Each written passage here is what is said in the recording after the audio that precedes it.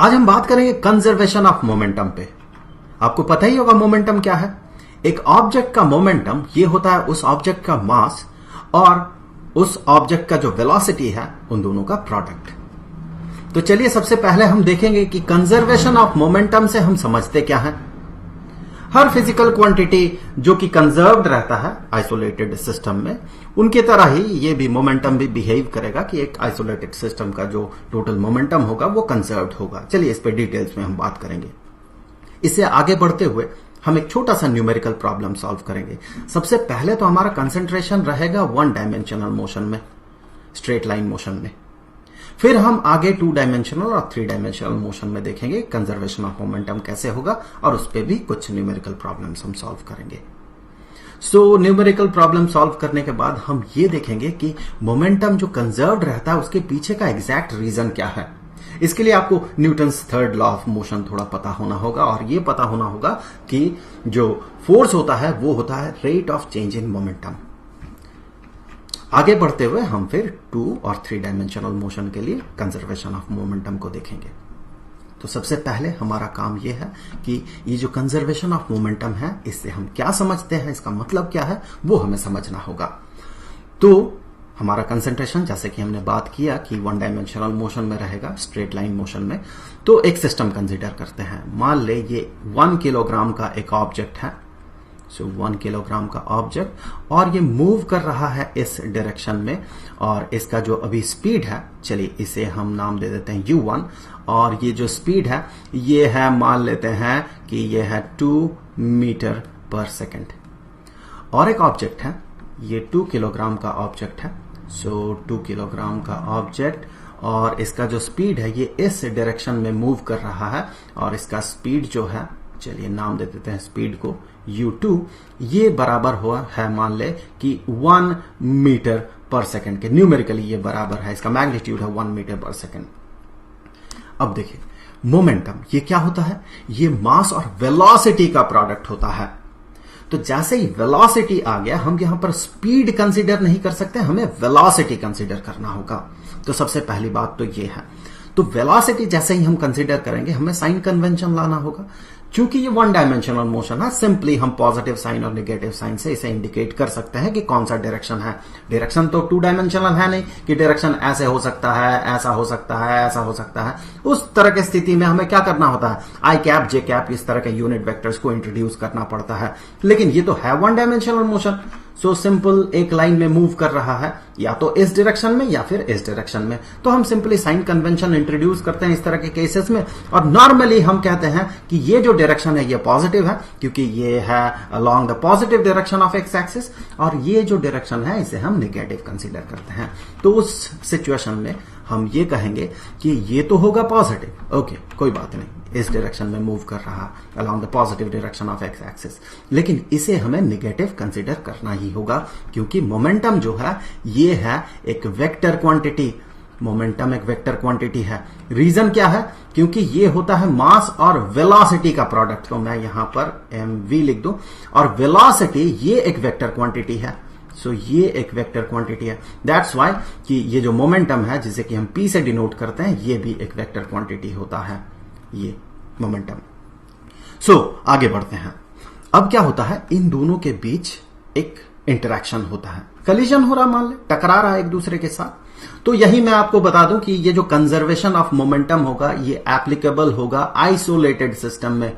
Isolated system मतलब कि यहां अगर दो बॉडीज का मैं सिस्टम कंसिडर कर रहा हूं, ये एक बॉडी, दूसरा बॉडी ये, तो फिर इन दोनों के बीच का इंटरेक्शन को ही कंसीडर किया जाएगा। ऐसा नहीं कि बीच में आपने कहीं इसे और धकेल दिया, फोर्स अप्लाई कर दिया, इसका जो वेलोसिटी है उसे आपने बढ़ा दिया, तो मोमेंटम कैसे कंजर्व्ड रहेगा।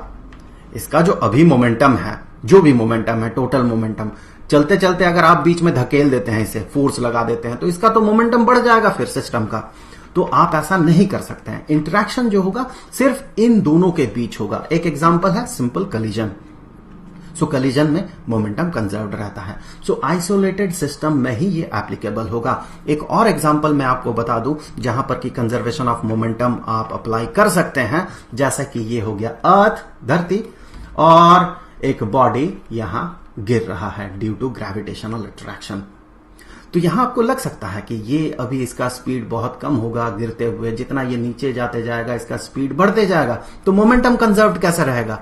तो मोमेंटम का जो कंजर्वेशन है वो तो आइसोलेटेड सिस्टम के लिए होता है।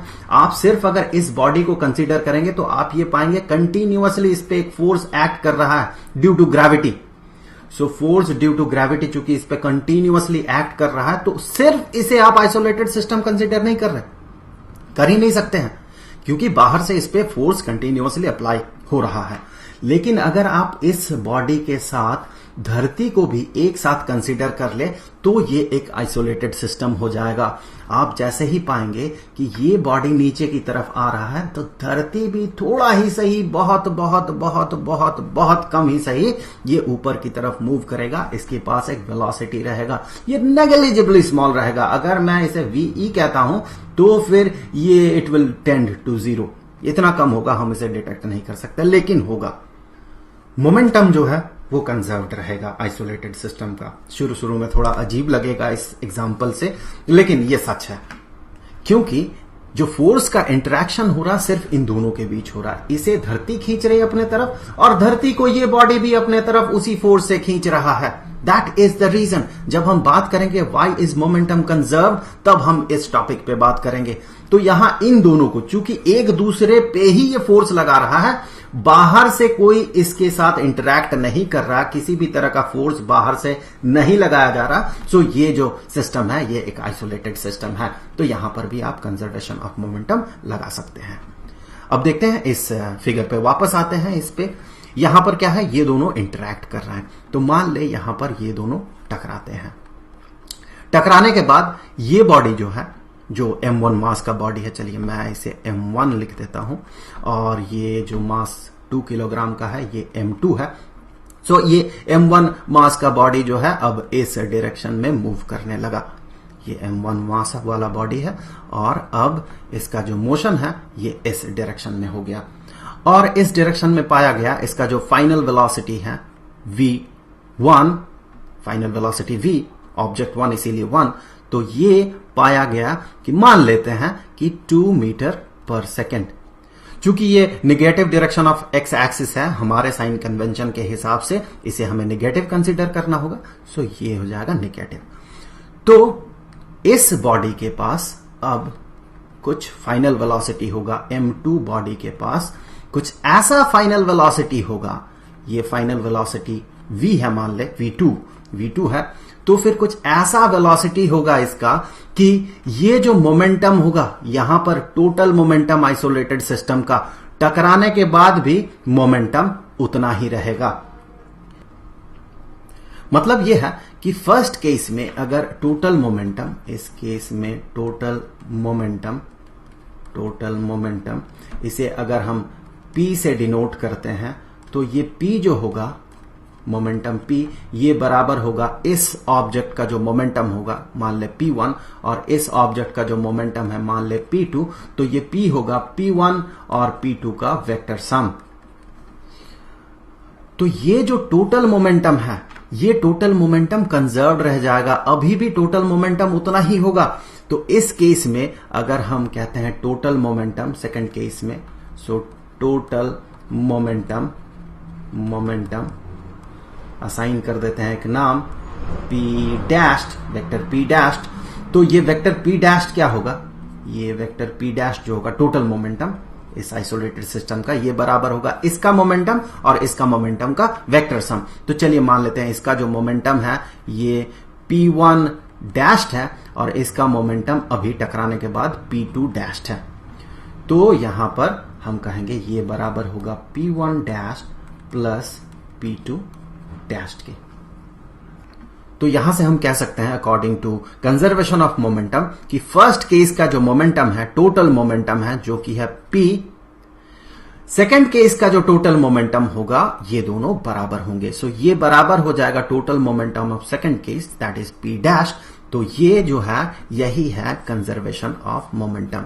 सो ये है कंजर्वेशन ऑफ मोमेंटम। एक्चुअली हम बात कर रहे हैं लीनियर मोमेंटम पे, आपको पता होना चाहिए कि एंगुलर मोमेंटम भी होता है। हम अभी बात कर रहे हैं लीनियर मोमेंटम पे। साथ ही साथ आपको बता दूं कि एंगुलर मोमेंटम जो है एक आइसोलेटेड सिस्टम का, वो भी कंजर्व्ड रहता है। अब जो है जिस न्यूमेरिकल प्रॉब्लम की बात कर रहे थे वो इसी सिचुएशन से क्रिएट कर लिया जाए। आपसे पूछ लिया गया कि V2 जो है वो कितना होगा, तो आप कैसे पता करेंगे V2 कितना होगा? तो यहां पर देख ले, अगर हम यहां टोटल मोमेंटम पता कर ले जो कि इसके टोटल मोमेंटम के बराबर होगा, जबकि P1 का वैल्यू हमें पता है, तो P2 भी हम पता कर सकते हैं। चलिए आगे बढ़ते हैं। तो यहां से चूंकि P और P डैश ये दोनों बराबर होंगे, तो यहां से हम आगे बढ़ते हुए ये कहेंगे कि P वेक्टर P जो कि है P1 प्लस P2, ये बराबर हो जाएगा वेक्टर P डैश के, जो कि होगा P1 dash plus P2 dash के। सो सिंपली हम यहां से आगे बढ़ते हुए ये कह सकते हैं, चूंकि हमें P2 डैश पता करना है, मोमेंटम ऑफ दिस बॉडी, चूंकि इसका मास हमें पता है जो कि है 2 किलोग्राम, तो इसका वेलोसिटी भी हम पता कर सकते हैं, ये हमें पता करना है मान ले। तो यहां से हम कह सकते हैं ये होगा P1 plus P2 minus P1 dash. सो इस तरह से हम पता करेंगे P2 डैश कितना होगा। चलिए इवेल्युएट कर लेते हैं। P2 डैश जो है ये बराबर होगा P1। चलिए P1 देख लेते हैं कितना होगा। P1 इसका मोमेंटम, देखिए इसका मास है 1 किलोग्राम और इसका जो वेलोसिटी है ये है 2 मीटर पर सेकेंड, पॉजिटिव होगा ये, तो ये हो जाएगा 2 किलोग्राम मीटर पर सेकेंड। ये मोमेंटम का यूनिट होता है, ऐसा यूनिट।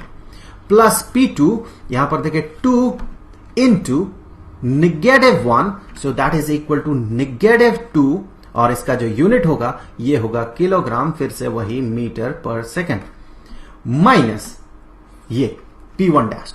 P1 डैश ये इसका momentum, so that is equal to 1 kilogram, M1 1 kilogram का है, into -2 metre per second, so that is equal to -2 kilogram metre per second. तो यहां से आगे बढ़ते हुए यूनिट को एक ही साथ लास्ट में लिखेंगे, ये होगा 2 प्लस -2, सो -2 माइनस -2, सो +2, इतना kilogram metre per second, so that is equal to 2 kilogram metre per second. चूंकि इसका मास है 2 किलोग्राम का, तो यहां से हम कह सकते हैं जो वेलोसिटी होगा, चूंकि ये P2 डैश जो है ये बराबर है इस बॉडी का मास जो कि है M2 इंटू V2। चलिए मैं वेक्टर साइन नहीं दे रहा हूं, सो ये जो है ये बराबर हो जाएगा V2 जो है ये बराबर हो जाएगा, वैसे पॉजिटिव साइन और नेगेटिव साइन ही बता देगा डायरेक्शन क्या है। सो ये V2 जो है ये बराबर हो जाएगा P2 dash divided by M2 के। तो P2 डैश कितना है 2 kilogram metre per second divided by M2 कितना है, ये है 2 किलोग्राम का। सो आपको क्या मिला 1 मीटर पर सेकेंड। चूंकि ये पॉजिटिव साइन है यहां पर, ये पॉजिटिव 1 मीटर पर सेकेंड है, दैट मीन इसका जो डायरेक्शन होगा वो direction along the positive direction of x axis होगा। तो यहां से डायरेक्शन हमें पता चल गया, और ये V2 जो है ये किसके बराबर होगा, ये 1 मीटर पर सेकेंड के बराबर होगा। डायरेक्शन इसका चूंकि पॉजिटिव है तो ये डायरेक्शन इसका इधर होगा। अब मुद्दा यह है कि हमें देखना यह है कि मोमेंटम कंजर्व्ड क्यों रहता है। तो एक बॉडी, इसके पास मोमेंटम है मान ले P1, और ये दूसरा बॉडी इसके पास मोमेंटम है P2। चूंकि न्यूमेरिक वैल्यू के साथ हम डील नहीं कर रहे हैं, तो हम यहां पर साइन अपेंड नहीं करेंगे। हो सकता है ये P2 इस डायरेक्शन में अगर मूव करे तो हो सकता है ये 5 यूनिट का होगा जो कि नेगेटिव होगा। तो चूंकि हम न्यूमेरिक वैल्यू नहीं लिख रहे हैं, हम वेरिएबल लिख रहे हैं, तो यहां पर हम नेगेटिव साइन नहीं देंगे। तो अब ये मान ले इस डायरेक्शन में मूव कर रहा है और ये मूव कर रहा है इस डायरेक्शन में। अब टकराता है। ड्यूरिंग कलिजन, आप ये सोचिए जब ये कोलाइड कर रहा है, एक सर्टेन टाइम के लिए कोलाइड करेगा एक दूसरे के साथ। मान ले वो सर्टेन टाइम बहुत छोटा टाइम है और डेल्टा टी मान लेते हैं, चलिए इतने समय के लिए ये कोलाइड कर रहा, मे बी ये 0.001 सेकेंड के लिए कोलाइड करे, दैट मीन एक दूसरे के साथ टच हुए रहे और फिर ये अलग हो जाए। टकराना तो ऐसे ही होता है, कोई आता है, एक ऑब्जेक्ट दूसरे के साथ टकराता है, कुछ एक ब्रीफ पीरियड ऑफ टाइम के लिए ये एक दूसरे के साथ कांटेक्ट में रहता है, फिर ये अलग हो जाते हैं। यही होता है कलिजन, टकराना। तो इतने समय के लिए मान ले ये कोलाइड कर रहा है डेल्टा टी। हमने एग्जांपल लिया था ये 0.001 सेकेंड। ड्यूरिंग कलिजन क्या होगा? मान ले कि आप दौड़ते हुए जा रहे हैं और एक इंसान जो कि यहां पर खड़ा है, आप उसके साथ टकरा जाते हैं। आप कुछ इस तरह से इसके साथ दौड़ते हुए जाते हुए टकरा जाते हैं। टकराते समय आपको क्या फील होगा? आपको लग रहा था आप तो अच्छा भला जा रहे थे दौड़ते हुए, आपको टकराते समय लगेगा कि किसी ने आपको धकेल दिया। दैट मीन यहां फोर्स का इंटरेक्शन हो रहा। आपको लगेगा कोई आपको पीछे की तरफ धकेल रहा है। और जो इंसान खड़ा था उसे क्या लगेगा? उसे लगेगा वो अच्छा भला खड़ा था, कोई आके उसे धकेल दिया। जब टकराएंगे तो उसे ऐसा ही लगेगा। दैट मीन इस इंसान पे इस डायरेक्शन में फोर्स अप्लाई होगा। फोर्स का डायरेक्शन एग्जैक्टली अपोजिट होगा। आप जिस डायरेक्शन में इस इंसान पे फोर्स लगाएंगे, ये इंसान उसके एग्जैक्टली अपोजिट डायरेक्शन में फोर्स लगाएगा। Newton's third law. फोर्स का ये बेसिक बिहेवियर है कि फोर्स हमेशा पेयर में आता है। बिना पेयर का फोर्स आप क्रिएट कर ही नहीं सकते हैं। फोर्स का बेसिक नेचर है ये। फॉर एग्जाम्पल, आप मान ले कि यहां ऑयली सरफेस है, बिल्कुल तेल है यहां पर, और आप यहां पर खड़े हैं और आप खींच रहे हैं एक बक्सा को। आप फील करें इसे। फिजिक्स में फील नहीं करेंगे तो कुछ होने वाला है नहीं। फील करें इसे। आप ऑयली सरफेस पे खड़े हैं और आप एक बक्सा को रस्सी से पकड़ के खींच रहे हैं, तो आप भी तो इस डायरेक्शन में स्लाइड कर जाएंगे। लेकिन क्यों करेंगे? खींच तो आप रहे हैं, फोर्स आप लगा रहे हैं, फोर्स इस बॉडी पे आप लगा रहे हैं एक एफ। तो आप क्यों स्लाइड करके इधर जाएंगे? क्योंकि आप जितना फोर्स इस बक्सा पे लगाएंगे रोप के थ्रू ये बक्सा भी आप पे उतना ही फोर्स लगाएगा, इसीलिए आप भी इधर स्लाइड करेंगे। एक और एग्जांपल कंसीडर कर लेते हैं। मान ले कि आप नदी में तैर रहे हैं। नदी में तैरते हुए एक बोट है, मान ले ये नदी है, यहां पर आप तैर रहे हैं, यहीं पर कहीं आप है तो आप तैर रहे हैं, और यहां पर मान ले एक बोट है, यहां पर एक बोट है। आप क्या कर रहे हैं? इस बोट को खींच रहे हैं अपने तरफ। आप इसे फील करें, आप इसे खींच के अपने तरफ ले जा रहे हैं। फील कर रहे हैं आप? क्या होगा? क्या सिर्फ बोट ही आपके तरफ आएगा? अगर ग्राउंड के रेस्पेक्ट में कोई देखे तो ग्राउंड में कोई खड़ा है और वो देख रहा है, क्या बोट ही आपके तरफ जाएगा या फिर आप भी बोट की तरफ आएंगे? दोनों होगा, क्योंकि यहां पर फ्रिक्शन नहीं होगा। यहां पर चूंकि जो विस्कस फोर्स है वो बहुत कम है, और यहां जो हमने पिछला एग्जांपल लिया था जहां पर सरफेस जो था ऑयली सरफेस था, तो चूंकि वहां पर फ्रिक्शन कम था और यहां पर विस्कस फोर्स बहुत कम है, इसीलिए आपको समझ में आ रहा। वैसे अगर सिंपल नॉर्मल ग्राउंड में आप ये करेंगे, आप खड़े हैं बिल्कुल फ्रिक्शन वाला ग्राउंड में, तो वहां पर अगर आप बक्सा को खींचेंगे तो आप स्लाइड करके नहीं जाएंगे उस तरफ, क्योंकि यहां बीच में इस जगह पे फ्रिक्शनल फोर्स आपको रोकेगा उधर जाने से। सो फोर्स हमेशा पेयर में रहता है, यही मेरा कहने का मतलब था। और तो यहां पर जो होगा, अब दो बॉल्स जो एक दूसरे के साथ कोलाइड कर रहे हैं, यहां पर जो होगा ड्यूरिंग कलिजन, ये बॉल इस बॉल पे एक फोर्स अप्लाई करेगा इस डायरेक्शन में, ये बॉल भी इस बॉल पे अपोजिट डायरेक्शन में, एग्जैक्टली अपोजिट डायरेक्शन में सेम मैग्नीट्यूड का फोर्स अप्लाई करेगा। तो चलिए मान लेते हैं वो फोर्स जो है वो एफ है, ये एफ, ये भी एफ। चूंकि डायरेक्शन अपोजिट है, ये negative direction of x axis है, तो यहां पर नेगेटिव साइन अपेंड कर देते हैं हम। अब देखिए क्या होगा, यहां पर जो टकराना है, ये बॉल इस बॉल के साथ जितना देर कांटेक्ट में रहेगा वही डेल्टा टी है। तो ये बॉल जो है उतने ही समय के लिए इसके साथ कांटेक्ट में रहेगा। ऐसा तो नहीं है आपने किसी को छुआ, अगर एक सेकंड के लिए आपने किसी को छुआ या फिर आप हैंडशेक कर रहे हैं किसी और के साथ, तो अगर आप एक सेकंड तक दूसरे का हाथ पकड़े हुए हैं या उसे छुए हुए हैं, तो वो भी तो एक ही सेकंड तक आपका हाथ छुआ हुआ है। कांटेक्ट तो ऐसा ही होता है। ऐसा नहीं कि आप कहेंगे मैंने उसे 2 सेकंड तक छुआ और उसने मुझे 1 सेकंड तक छुआ, ऐसा तो नहीं होगा। तो टाइम जो है ये भी फिक्स्ड है, ये दोनों के लिए सेम है। अब जो है फोर्स क्या होता है? फोर्स होता है rate of change in momentum. ये होता है rate of change in momentum, change in momentum. इसका मतलब जितनी देर के लिए फोर्स लगा, फोर्स के साथ यही डेल्टा टी अगर मल्टीप्लाई कर देते हैं, चूंकि rate of change in momentum को हम कहेंगे change in momentum divided by change in time, तो अगर फोर्स के साथ यही टाइम आप मल्टीप्लाई कर देते हैं तो आपको क्या मिलेगा? Change in momentum. So that is change in momentum, momentum. तो अगर आप यहां से देखें कि फोर्स का मैग्नीट्यूड दोनों में सेम है, टाइम दोनों में सेम है, मतलब दोनों में चेंज इन मोमेंटम सेम होगा, तो यहां पर चेंज इन मोमेंटम जो है, इस बॉडी का चेंज इन मोमेंटम, मान ले ये डेल्टा पी अगर होता है तो इसका भी change in momentum delta P होगा, सिर्फ डायरेक्शन अपोजिट होगा चेंज इन मोमेंटम का, तो ये डायरेक्शन जो है ये नेगेटिव है। अब टकराने के बाद ये क्या है? ये चेंज इन मोमेंटम है, किसका? इसका। और ये क्या है? ये भी चेंज इन मोमेंटम है, किसका? इसका। टकराने के बाद ये बॉल मान ले यहां तक जब पहुंचा और ये बॉल टकराने के बाद यहां तक जब पहुंचा, तो आप क्या देखेंगे? मोमेंटम इन दोनों का कितना होगा?